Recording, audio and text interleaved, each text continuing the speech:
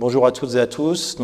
Merci à Roman et à la Galerie Luxfer ainsi qu'au commissariat de Christophe Diomino de m'inviter pour cette exposition qui est une sorte de rétrospective sur mon travail des dernières années, enfin une bonne quinzaine d'années. Et on part donc des choses plus au niveau sonore pour arriver sur des choses plus à caractère ethnographique dans le grenier de la Galerie Luxfer. Et je vais donc en profiter pour revenir un petit peu sur les détails de ce parcours. Alors, mon travail a été d'abord initialisé par des pratiques de l'enregistrement sonore, ce qu'on appelle l'enregistrement de terrain, plus spécifiquement le field recording, avec deux grandes parties, si on peut dire. D'une part, des phonographies, où on capture des instantanés ou des compositions sur des environnements acoustiques. Et puis de l'autre, une partie où on manipule la matière sonore manipulée dans la filiation de ce qu'on peut appeler la musique concrète, qui a été initiée par Pierre Schaeffer dans les années 50. Et ici développée au groupe de recherche musicale, donc à la Maison de la Radio, où on spatialise le son, on le déploie, et donc on sculpte l'espace sur plus d'une cinquantaine de haut-parleurs. Donc mon travail, qui était essentiellement basé sur la captation et la projection du son, se déploie évidemment lors de performances sonores ou projections sonores avec des pièces qui sont déjà composées, qui sont des pièces fixées, qui sont sur support, que je viens spatialiser, comme je l'expliquais, dans l'espace. Et puis d'autres performances qui sont plus improvisées, avec de la matière donc improvisée en live, semi-improvisée, où la matière là est agencée en direct. Et pour le public, c'est important d'avoir une plongée dans l'obscurité ou la quasi-obscurité pour limiter en fait tous les stimuli visuels, la spectacularisation, tout ce qui peut en fait nous perturber dans la réception du fait sonore. Et plus on est plongé dans le noir, plus c'est immersif, plus c'est important, et plus la réception du fait sonore, la morphologie des sons, la spatialisation des sons vient impacter vraiment et affecter l'auditeur. Donc plus marginalement aussi, en tant que concepteur sonore, je travaille avec beaucoup de collaborations dans les arts visuels, mais plus spécifiquement dans le spectacle vivant, pour le théâtre, la muséographie, ou pour la danse, où je travaillais depuis quelques années avec le chorégraphe brésilien Eduardo Fukushima, qu'on voit ici en bas sur cette image. Et puis au-delà des performances, comment on peut déployer aussi des dispositifs sonores, bien dans des installations, notamment des installations dans l'espace public, où on vient perturber l'environnement acoustique qui est présent, comme ici à Mons en Belgique, où on venait rappeler un petit peu l'arrivée de la montée des eaux qui est un peu inhérente au changement climatique. Mons n'étant pas une ville portuaire, on venait diffuser des petites ambiances portuaires, comme ça à intervalles réguliers, pour marquer aussi le temps qui passe depuis un clocher. Enfin, il y a aussi des installations qui sont plus muséales, et pour lesquelles, là, on va s'intéresser au déplacement à la fois sensoriel, perceptif, au déplacement sémantique, avec des dispositifs de diffusion justement un peu spécifiques qui permettent de reconstituer une écoute, en fait, qui perceptivement est au plus proche de l'écoute qu'on pourrait avoir naturelle au dehors. Et là, il était question d'utiliser un dispositif qu'on appelle la WFS, ou synthèse de champs sonores en français, Wave Field Synthesis en anglais, où on a vraiment perceptivement l'impression qu'on ne sait pas d'où vient le son, puisque même si on voit des enceintes, on a l'impression que le son ne vient pas des enceintes, et on a l'impression d'être baigné dans un environnement acoustique naturel. Et là, l'idée, c'était de travailler dans cette grande serre du Muséum d'histoire naturelle de Paris pour essayer de réhabiller, de réhabiliter, de faire revivre cet espace avec ces plantes tropicales. Et plus anecdotiquement, dans mon parcours, mais qui s'affirme de plus en plus, je dirais notamment avec cette exposition à Luxfer, j'ai réalisé quelques installations sonores, plus culturales, comme ici, où il y a un dispositif qui rappelle un peu le bac floral, avec 48 haut-parleurs, et ces 48 haut-parleurs diffusent des sons qui viennent en fait d'enregistrements en extérieur d'insectes qui ont été captés en très grande proximité, des stridulations d'insectes qui sont mélangés avec des sons d'origine synthétique, et on fait confondre un petit peu l'audience, on ne sait plus ce qu'on écoute finalement, on ne sait plus si le son est d'origine organique ou le son est d'origine électronique, puisque les sons sont finalement assez proches. Et enfin, une autre part de mon travail, pendant de nombreuses années, j'ai travaillé et je collabore encore avec le collectif MU, qui est un collectif basé à Paris, Et on a collaboré, réalisé aussi, accompagné certains artistes, mais réalisé aussi, j'en ai réalisé beaucoup moi-même, des parcours sonores, donc des dispositifs sonores qui sont basés sur la déambulation, sur la mobilité, sur la marche, qui sont hébergés sur des appareils mobiles, donc de type smartphone. Et cette particularité de dispositif, c'est qu'on a une interface de composition, et qu'avec cette interface, on a une nouvelle liberté de composition, puisqu'on n'est plus limité dans le temps. Et on a finalement une composition qui n'est pas linéaire, qui est limitée, et qui en plus est déclenchée à chaque fois par l'utilisateur. Donc ça, c'est vraiment une nouveauté aussi compositionnelle, qui est assez intéressante et qui m'anime beaucoup, mais je vais revenir plus spécifiquement à ce qui nous anime ici à la Galerie Luxfer, c'est-à-dire l'autre partie, la grosse partie de la genèse un petit peu de mon rapport à l'enregistrement, qui est d'abord un lien très fort avec les environnements naturels, et notamment les forêts tropicales, où cette profusion de vie, cette profusion de sons, en fait, m'anime beaucoup et m'enchante beaucoup.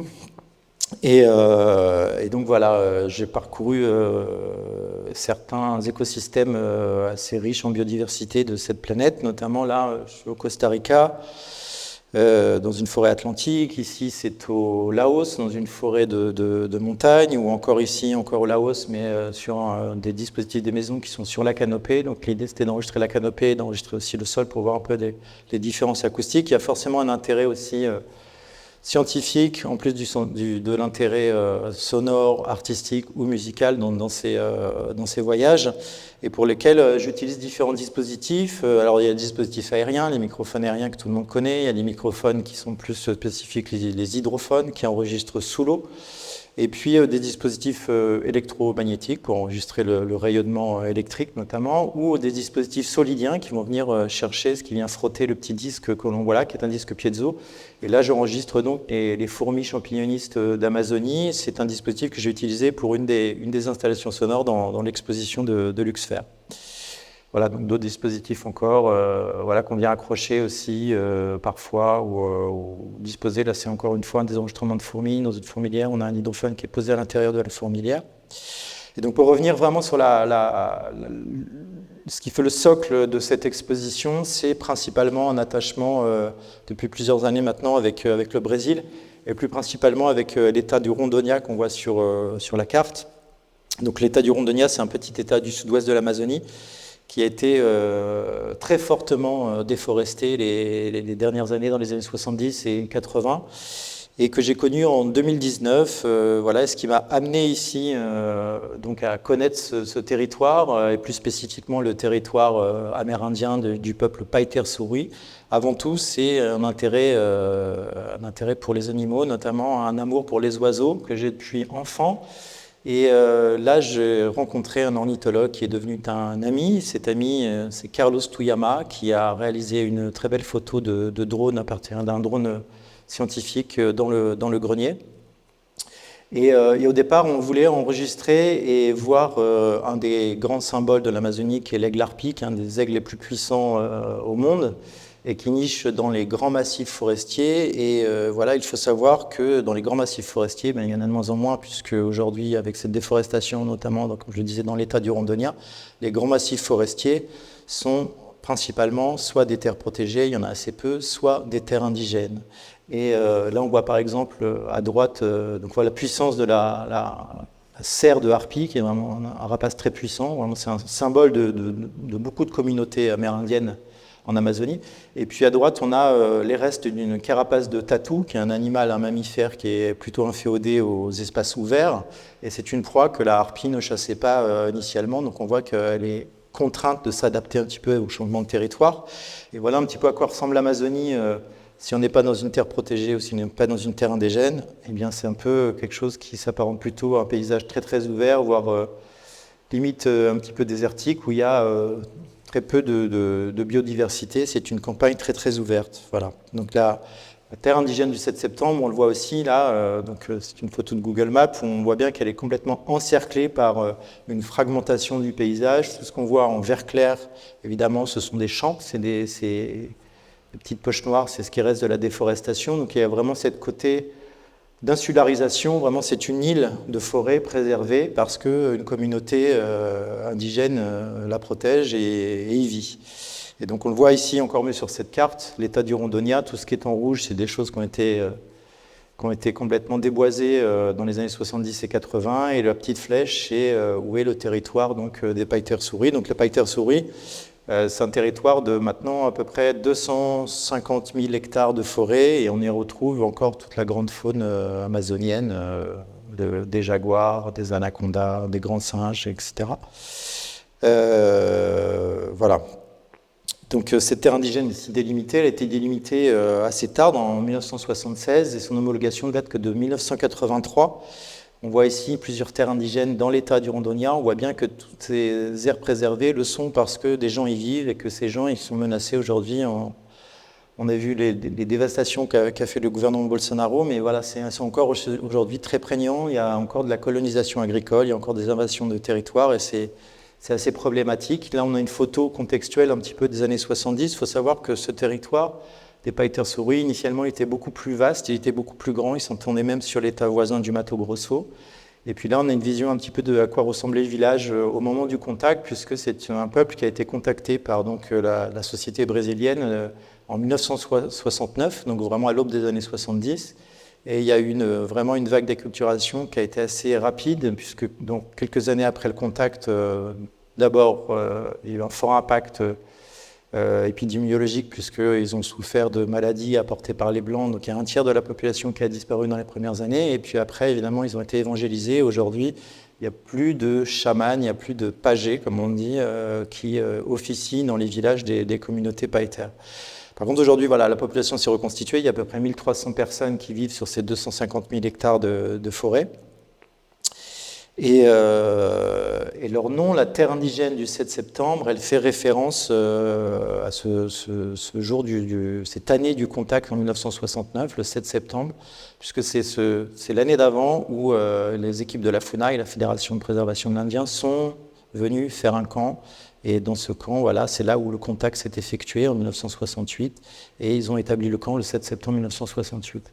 Donc c'est le nom du contact. Et il y a une pièce dans l'exposition où vous verrez des objets suspendus. Il y a un couteau, il y a une machette, il y a une casserole, il y a un miroir.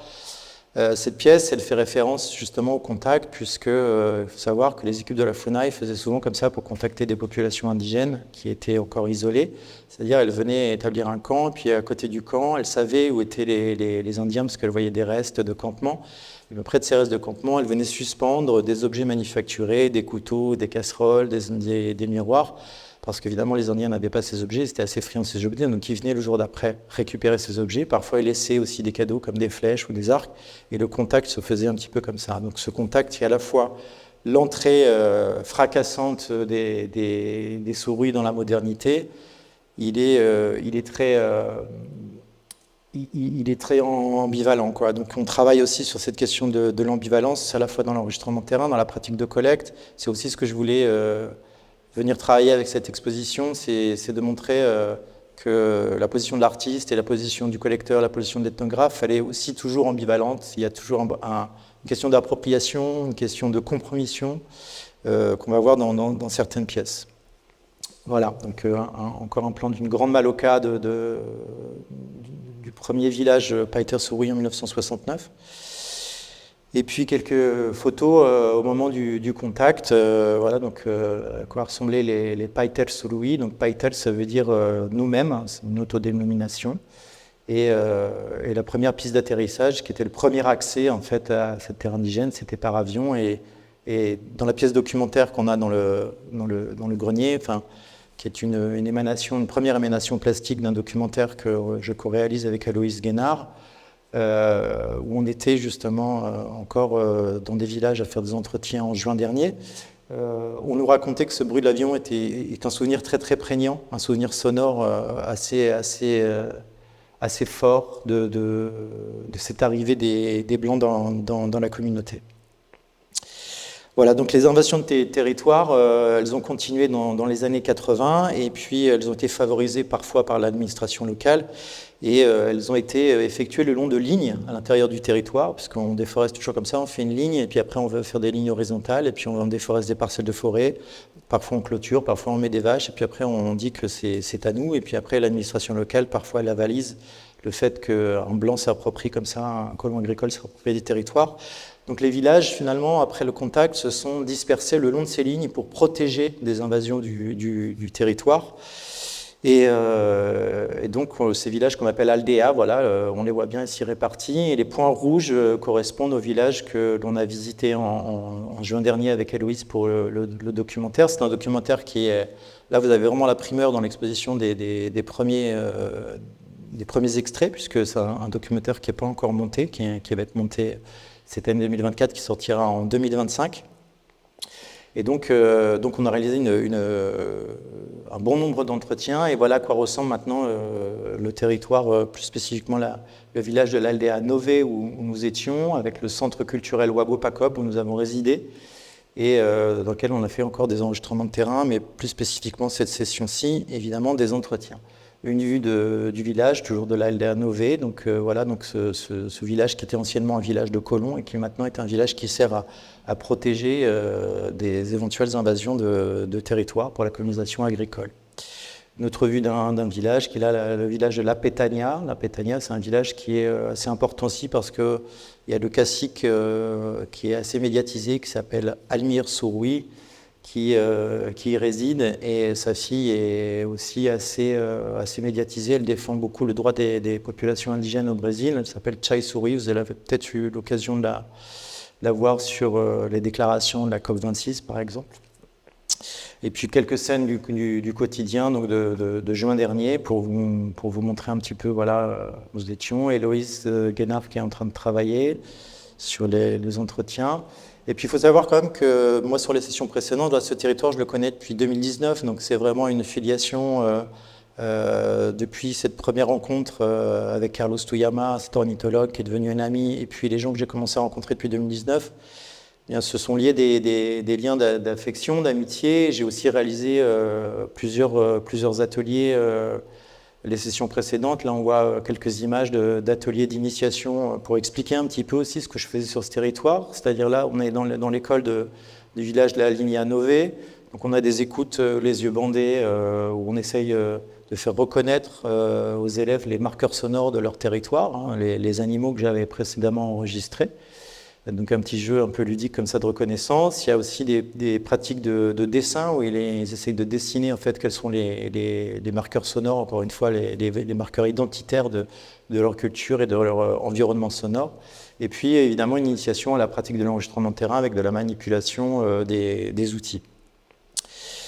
Voilà, donc cette fois-ci, c'était évidemment pas de l'enregistrement de terrain proprement dit d'ambiance ou de phonographie qu'on faisait, mais plus d'entretien. Et on a donc fait des entretiens, comme je vous l'expliquais tout à l'heure, dans différents villages, avec un panel affectif plutôt que représentatif de personnes de différents villages, différentes positions sociales dans la communauté, des plus jeunes, des plus âgés, des étudiants, des chasseurs, des chefs de village. Voilà, donc toutes ces personnes, évidemment, je les remercie chaleureusement et elles sont nommément remerciées dans l'exposition, puisque, encore une fois, ce travail qui se fait sur plusieurs années, c'est un travail collaboratif et je suis très reconnaissant, évidemment, de pouvoir montrer un petit peu mes expériences de terrain et mes rapports avec la communauté Païter Souroui. Voilà, encore un entretien avec Fabricio Souroui qui est un doctorant en ethnobiologie et qui est une personne ressource sur le terrain, par exemple, qui connaît bien la faune et avec qui on a passé beaucoup de sessions en forêt. Voilà. Donc je vais peut-être continuer un petit peu plus spécifiquement sur l'exposition. Alors voilà, qu'est-ce qu'on a tiré de ces premiers entretiens voilà, ça c'est l'installation qu'on voit par exemple dans le grenier. On a la grande photo de Carlos Tuyama, donc, qui utilise un drone scientifique, encore une fois, pour essayer de repérer les nids des glarpis, quand on ne peut pas être accompagné par une personne de la communauté qui, lui, sait où il y a un nid parce qu'il est habitué à circuler dans cet espace. eh ben, il y a d'autres espaces qu'on essaye d'éclaircir comme ça, de voir un peu avec des drones. Donc là, en fait, on a une photo un petit peu contextuelle de là où on était pour ce documentaire et qui fait écho à 3 portraits de 3 personnes que l'on a suivies sur le terrain. Et puis, quand on vient regarder les images, quand on touche le petit fil de cuivre qui est juste en dessous, eh bien, on met le casque sur les oreilles et là, on a des extraits sonores de ces personnes qui nous racontent leur rapport à l'écoute, leur rapport au son, et notamment des souvenirs. Je parlais de l'avion tout à l'heure. Voilà, donc ce qui est intéressant avec ce dispositif, c'est qu'il permet de venir aussi eh bien, souligner des choses qui ne sont pas forcément évidentes quand on fait de l'enregistrement de terrain, quand on est un petit peu novice ou qu'on se confronte à des cultures qui sont un peu différentes. C'est que pour des populations de tradition animiste, comme le sont les Païters-Surui, et bien on voit que les signaux sonores de l'environnement, en fait, chaque son de la forêt, chaque son d'animal, eh bien, il n'est pas entendu de la même manière que nous. C'est-à-dire que c'est d'abord quelque chose qui est d'ordre communicationnel, c'est pas quelque chose qui est d'ordre esthétique ou purement musical, on pourrait dire. Mais c'est avant tout un message, et ce message, il est porteur d'un présage qui peut être bon ou qui peut être mauvais, qui va inférer sur des façons d'agir, sur des actions ou des décisions qui seront prises. Donc on voit que c'est finalement un environnement médiatique, la forêt, pour eux, traditionnellement en tout cas, ça l'était. Et on a quelque chose vraiment de fort dans ce rapport à l'écoute qui est différent de notre écoute à nous en tant que praticiens ou public. Donc c'était aussi pour ouvrir sur ces questions d'écoute. Et aussi dans cette fragmentation, il y a très peu de choses finalement pour se projeter, pour imaginer ce qu'est la personne. C'est assez court au niveau sonore. C'est aussi une pièce qui revient sur cette question de l'ethnographie, de qu'est-ce qu'on fait dans la fabrication des récits, quelle est la traduction en fait de ce qu'on a capté sur le terrain, et on sait toujours qu'il y a des pertes, qu'il y a des interprétations. Donc c'est aussi une pièce qui vient questionner un peu ça. Donc pour résumer un petit peu cette rétrospective dont parlait Christophe Domino dans son commissariat, la pièce de la cave, c'est une pièce électroacoustique, comme on l'a vu, qui spatialise dans quadriphonie, donc il y a un rapport aussi de spatialisation. Et puis, donc, pièce électroacoustique, on travaille plus sur la matière et les textures sonores, sur l'acousmatique du son, donc le son pour lui-même sans la dimension visuelle, puisqu'on est plongé dans le noir en bas. Et puis, donc au grenier, on a cette pièce qui est plus caractère... En tout cas, il y a un intérêt pour l'anthropologie. Et donc ces 2 pièces se correspondent dans l'image globale de l'exposition.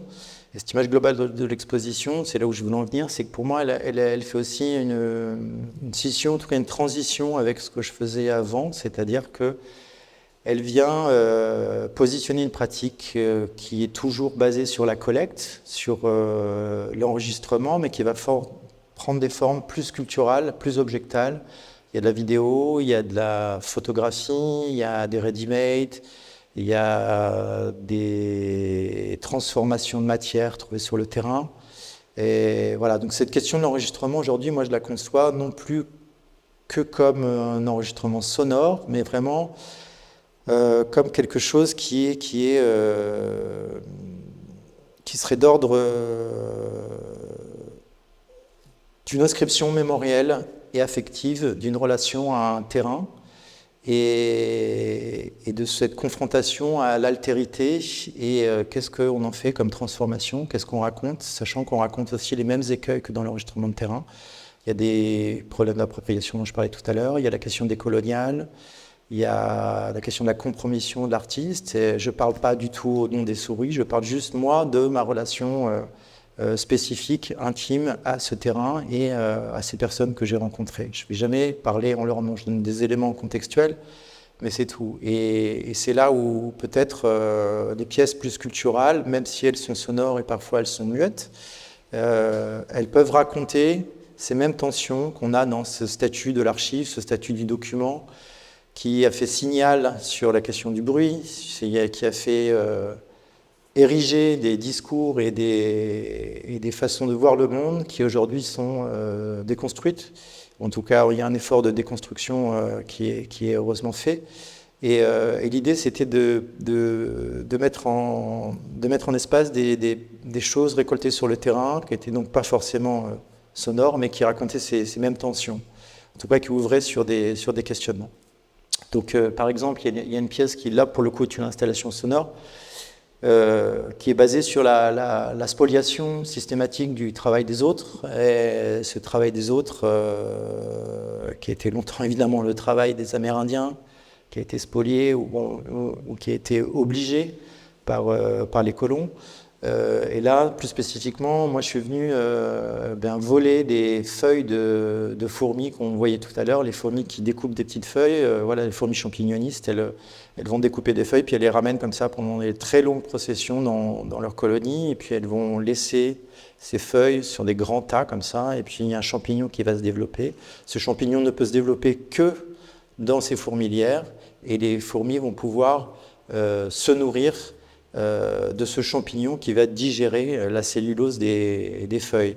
Donc c'est vraiment une vie en symbiose, et c'est un travail en communauté, communauté avec ce mycorhize, mais aussi communauté des fourmis. Et moi, je suis venu voler le travail de ces fourmis laborieuses systématiquement. Il y a une vidéo d'ailleurs qui fait écho à cette pièce où je viens voler chaque feuille comme ça systématiquement des fourmis, et puis je les ai installées là, et elles sont dorées pour rappeler évidemment les grandes églises baroques portugaises qu'on a au Brésil, qui sont vraiment très très opulentes, qui débordent d'or comme ça. Donc on a cette forme de la bande magnétique qui rappelle un petit peu le fêtage d'une église. Et la bande magnétique circule en permanence, comme ça, autour. Et donc, ces petits objets qui sont rendus comme des objets précieux, voilà, donc qui viennent vraiment du travail volé, du travail forcé sur le terrain sur lequel on s'érige et sur lequel on va créer de la richesse. Et donc, cette bande magnétique, elle témoigne à la fois de cette mémoire-là, puisque c'est un support mémoriel, la bande magnétique. C'est aussi quelque chose qui, comme je disais tout à l'heure, pose la question de qu'est-ce qu'une archive, comment elle a été faite, pourquoi elle a été faite, par qui elle a été faite, qu'est-ce qu'elle raconte et au nom de qui elle parle. Et là, on va entendre dans cette bande magnétique à la fois les stridulations des fourmis, le stress qui est provoqué chez ces fourmis quand on vient voler les feuilles, puisqu'il faut savoir qu'en fait, c'est des fourmis qui communiquent par mouvement des pattes sur leur abdomen, plus spécifiquement sur un anneau de l'abdomen qui vient frotter sur l'autre. Et à ces stridulations de fourmis est mélangé des fragments d'un chant chamanique qui vient d'une archive médiatique, puisque, comme je disais tout à l'heure, ce sont des choses qui sont liées au passé, puisqu'il n'y a plus aucun chaman qui est actif aujourd'hui dans la communauté Païter-Souri, donc c'est quelque chose qui date et qui est assez ancien, et c'est pour rappeler un petit peu cette spoliation et cette compromission aussi de l'artiste à faire une pièce qui traite de ces tensions-là, qui traite de ces problématiques, mais qu'il va exposer. Donc lui, en tant qu'artiste, il en tire aussi quelque part une valorisation, un profit. Donc c'est ce qui me paraissait important de signaler dans cette pièce, c'est cette compromission du rapporteur de terrain. Qu'est-ce qu'il rapporte et encore une fois, d'où il parle et qu'est-ce qu'il fait avec ce qu'il rapporte. Une autre pièce dans l'exposition qui, là pour le coup, est muette, qu'on peut activer, faire tourner cette platine. On voit une platine disque avec un amas de cendres. Donc ces cendres, là, elles sont on voit bien qu'il y a des résidus un petit peu de bois. Donc ça vient forcément d'un foyer de cendres de bois, et ça vient rappeler à la fois les cultures évidemment traditionnelles, les cultures sur brûlis que font les Amérindiens, mais aussi les méga-feux qui sont de plus en plus importants chaque année en Amazonie. Encore il n'y a pas très longtemps, le Pantanal et l'Amazonie étaient ravagés par le feu. Et cette cendre, elle se dépose dans les sillons du disque qui est transparent, qui est en dessous. Et ce disque, ce sont des enregistrements de la terre indigène du 7 septembre que je réalisais précédemment. Et c'est une pièce qui traite de cette question du rapport signal-sur-bruit. Là, le signal est altéré, en fait, est fragmenté par ces cendres. Donc on n'a plus que du bruit finalement, parce que c'est des environnements qui sont menacés, qui sont amenés à disparaître. Et en même temps, l'enregistrement de départ, il questionne aussi ce rapport de signal sur bruit, dans le sens où c'est un enregistrement, là on ne peut pas l'entendre, mais on l'entend par contre, dans le grenier, parce que c'est à peu près ça vient à peu près du même endroit. Et cet endroit, justement, c'est un endroit de la terre indigène qui paraît exubérant quand on l'écoute. Donc on imagine que ça pourrait être l'endroit le plus sauvage de la forêt, le plus préservé au cœur de la forêt. Donc une forêt comme ça qui est très peu touchée par la main de l'homme. Et en fait, ça a été pour la plupart des enregistrements qui sont constitués dans cette bande, dans ce disque, dans la bande qui passe dans le grenier, sont constitués à la lisière de cette terre indigène, vraiment dans la rupture, là où la forêt s'arrête. Eh bien, ils sont visités par plein d'espèces, notamment les oiseaux, parce que c'est une zone à la fois de nidification, une zone de nourrissage, donc ça fait une rupture, et ça correspond finalement à un environnement qui est complètement dénaturé, qui a été complètement manipulé par la main de l'homme.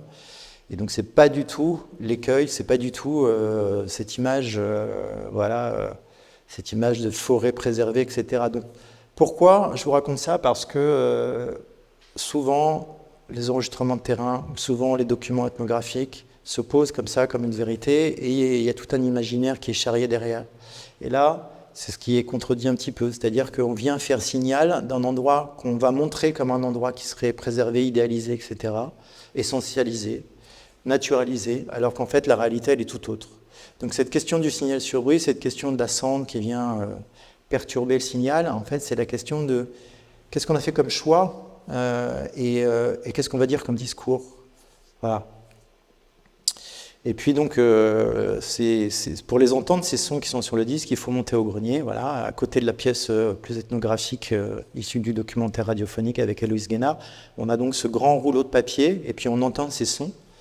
On entend ces sons, cette séquence de la terre indigène du 7 septembre. Donc on entend des perroquets haras, des perroquets amazones, des singes, notamment des singes zogi-zogi qui sont marqueurs de leur territoire, des singes hurleurs, et beaucoup d'oiseaux, notamment le pio hurleur qui est un marqueur sonore de l'Amazonie qui fait... Ça c'est vraiment un marqueur typique de la forêt amazonienne. Et donc, une partie des vocalisations de ces animaux sont reportées sur ce rouleau de papier, un petit peu à la manière de calligraphie qui serait pour nous inintelligible, mais en fait, il s'agit de transcription de sonogrammes. Les sonogrammes, c'est une forme de visualisation de l'énergie sonore en fonction des fréquences et du temps. Et donc là, on va voir reporter bien le pio hurleur, des sonagrammes de perroquets haras, enfin plusieurs marqueurs sonores qu'on entend dans la bande qui est en train de les diffuser. Et pourquoi ce rouleau? Parce que ce rouleau, ça correspond aussi à une sorte d'hommage au rouleau de prière tibétain. Voilà, en tout cas, c'est un hommage à un rappel, en tout cas, à ce livre de Rachel Carson de Silent Spring, sorti dans les années 70, c'est aussi des articles plus récents, articles scientifiques qui parlent de ce printemps silencieux, de cette chute drastique des populations d'oiseaux en Europe, mais pas seulement en Europe. Il faut savoir qu'aussi en Amazonie, il y a des endroits où on voit moins d'animaux. Donc c'est une sorte d'hommage, voilà, à cette calligraphie du peuple aviaire qui nous est intelligible et qu'on est potentiellement en train de perdre. Et ce compte à rebours, finalement, il est aussi marqué dans une pièce qui est sonore, mais de manière acoustique. Il n'y a pas d'enregistrement dedans, c'est juste le son de ce maillet, qui est une semence d'un arbre inconnu qui vient frapper ces céramiques surui, céramiques traditionnelles qui sont cuites au feu de bois.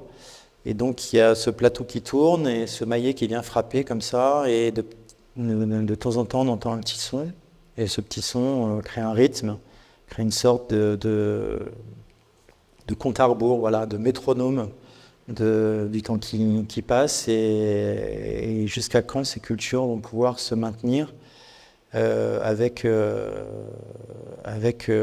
tout un savoir qui est vraiment très lointain et très fort. Voilà, donc ça c'est la vidéo dont je parlais tout à l'heure où je viens spolier à chaque fois les petites feuilles découpées par les fourmis. Et puis voilà, d'autres formes transformées, basées sur de la collecte, c'est pas exactement du ready-made, parce qu'il y a une petite transformation. Là, je suis allé prendre en forêt ces formes un peu spéciales, un peu phalliques, il est vrai, qui sont des cheminées de cigales tropicales. Et les cigales tropicales, elles vont, avant de passer au stade adulte, de sortir pour se reproduire et mourir quelques jours après, elles font de ces cheminées comme une rampe de lancement. Et donc j'ai récolté ces cheminées, je les ai cuites à la manière des céramiques traditionnelles. Donc c'est un objet qui est hybride, puisque c'est un objet qui est issu d'un être non humain, qui a été transformé par un humain à la manière traditionnelle des céramiques amazoniennes. Et à l'intérieur, on a une bande qui est diffusée où on entend des enfants souris qui font des imitations de ce qui leur ressemble, en tout cas le cri des fourmis. Donc il y a quelque chose comme ça, un peu rayonnant, on ne sait pas trop d'où vient le son. Et cette pièce, elle vient aussi... alors c'est peut-être pas évident comme ça, parce que voilà, cette forme phallique, elle vient rappeler aussi la question de la prédation masculine, ou en tout cas la prédation... l'appropriation de la prédation qu'on a fait aux écosystèmes naturels. Et cette force masculine, cette force de Mars, voilà, ça s'apparente à un fascinus romain. Le fascinus romain, c'était à la fois le symbole de la fertilité, mais aussi, voilà, c'était une certaine puissance. Et cette puissance, elle est contrebalancée finalement par la vulnérabilité de la réalité des cigales qui vont, après avoir vécu plusieurs années sous terre, vont vivre quelques jours et puis être juste là, à l'âge adulte, pour préserver, voilà, non pas à titre individuel, mais pour continuer à faire vivre leur espèce. Donc c'est vraiment quelque chose qui est un hommage au collectif et qui réduit un petit peu à quelque chose de ridicule par ce côté enfantin qu'on entend dans les tubes. C'est côté du fascinus romain et de la masculinité comme ça qui est quand même quelque chose d'assez funeste. Voilà la pièce dont je vous parlais tout à l'heure qui vient rappeler la question du contact. Le contact avec ces objets manufacturés qui étaient suspendus à des branches d'arbres. Je vous ai pas mal parlé de ça, donc on va accélérer un petit peu. Et puis voilà, des choses qui sont assez nouvelles. J'ai fait un peu de photographie depuis quelques temps, et ça, ce sont des photographies un peu particulières, puisque ce ne sont pas des photographies traditionnelle. On a bien une prise de vue qui est faite avec un appareil photo, mais après on développe un film positif. Ce film positif, on vient le poser sur une feuille qu'on a au préalable imbibée de jus de plante, là en l'occurrence du jus d'EVA, encore une fois pour rappeler l'histoire problématique de la question du caoutchouc, de l'histoire du caoutchouc. Et ce jus de caoutchouc, donc il est posé sur cette feuille blanche sur laquelle on vient poser le positif, et après ça on a une insolarisation, on le pose au soleil et on va contraster certaines parties. Donc il faut savoir que ce sont des pièces qui sont éphémères, encore une fois, ça pose la question de la durée du support, et ce support il représente quoi? Il représente aussi la vulnérabilité des gens qui y sont représentés ou des choses qui sont représentées. Et donc là, ces images, elles vont disparaître petit à petit, elles vont se faner petit à petit tout au long de l'exposition. Un jour, on ne verra plus rien puisqu'il n'y aura plus assez de contraste. Voilà. Puisqu'à chaque fois qu'on les réexpose au soleil, eh bien, le contraste des zones les plus sombres va diminuer, et après tout va devenir fané et complètement jaune. Voilà. Une dernière pièce, parce que je ne veux pas parler de toute l'exposition finalement. On n'aura pas assez de temps, mais voilà une corbeille dans laquelle il y a des choses un peu étranges comme ça qu'on n'est pas trop habitué à voir. Alors ces bogues, ce sont des bogues de noix du Brésil. On connaît les noix du Brésil ici parce qu'on les trouve dans les magasins naturels ou bio. Ce sont des petites noix comme ça qui elles-mêmes sont entourées d'un petit bog. Elles sont en fait constituées de plusieurs noix encerclées comme ça, et dans laquelle vient protéger ce bog qui tombe des arbres à une certaine époque, d'un arbre bien spécifique qu'on a vu tout à l'heure, je parlais de l'aigle harpie, qui sont des châtaigniers du Brésil, qui sont des arbres très puissants, très hauts, 40-50 mètres de haut, et ces arbres-là sont aussi symboliques de la symbiose, ou en tout cas de la relation que les Amérindiens avaient avec la forêt, puisque c'est un arbre qui fait partie des espèces compagnes, des espèces en tout cas domestiquées depuis plusieurs milliers d'années. Si on regarde la répartition des châtaigniers du Brésil, on voit que ça correspond à des zones de terra preta, de terre noire, une zone enrichie en carbone par l'activité humaine qui a été très florissante à certaines époques, avant évidemment que les Espagnols arrivent, avant Orellana. Et donc cet arbre domestiqué qui a toujours accompagné donc, les populations amérindiennes, c'est une ressource aujourd'hui pour nombre de communautés, alors des communautés indiennes, amérindiennes, comme des communautés de personnes qui vivent sur un petit territoire et qui vivent des ressources de ce territoire. Et ces ressources de territoire, ils prennent soin de ce territoire de manière raisonnée. Et on appelle ça aujourd'hui des réserves extractivistes. Alors ce nom de réserve extractiviste, reservas extractivistas en brésilien, il est très ambivalent parce qu'évidemment, il fait aussi référence à l'extractivisme minier ou pétrolifère qui est dévastateur pour la forêt. Et donc, cette pièce-là, elle vient parler un petit peu de ce conflit-là, puisque c'est une pièce où on entend, quand on arrive près de ce panier, il y a un son qui est déclenché. Le son, c'est des extraits d'archives médiatiques où on apprend la mort d'un syndicaliste seringuero, quelqu'un qui travaillait dans le caoutchouc, qui s'appelle Chico Mendes, qui est assez important et connu parce que dans les années 80, il a beaucoup milité pour fédérer les syndicats de récoltants de caoutchouc. Et il s'est fait assassiner parce qu'il était protecteur de la forêt. C'est un militant écologiste de la première heure. Et il symbolise un petit peu le danger le danger auquel sont soumis les militants écologistes au Brésil. Et on entend la voix de Lula, qui à l'époque le supportait quand Lula était encore syndicaliste sidérurgiste. On entend aussi Chico Mendes qui prend la parole et qui essaye d'expliquer pourquoi il veut défendre la forêt, pourquoi il veut, voilà. Et à la suite de sa mort, le gouvernement brésilien a décidé de labelliser ces territoires où les gens vivaient de leurs propres ressources de manière raisonnée en réserve extractivistas. Voilà. Donc on a bien cette opposition entre voilà, quelqu'un qui a été tué pour ses idées, pour protéger, pour vivre d'un territoire de manière la plus harmonieuse, la plus éthique qui soit, et puis ces grandes multinationales, parfois étrangères, qui viennent dévaster la forêt et les profits s'en vont à l'étranger, etc. Donc voilà, c'est une pièce un petit peu plus explicite et politique. Et pour conclure, je voudrais vraiment, et pour finir, je tenais vraiment à remercier toutes et celles et ceux sans qui cette exposition n'aurait pas pu voir le jour.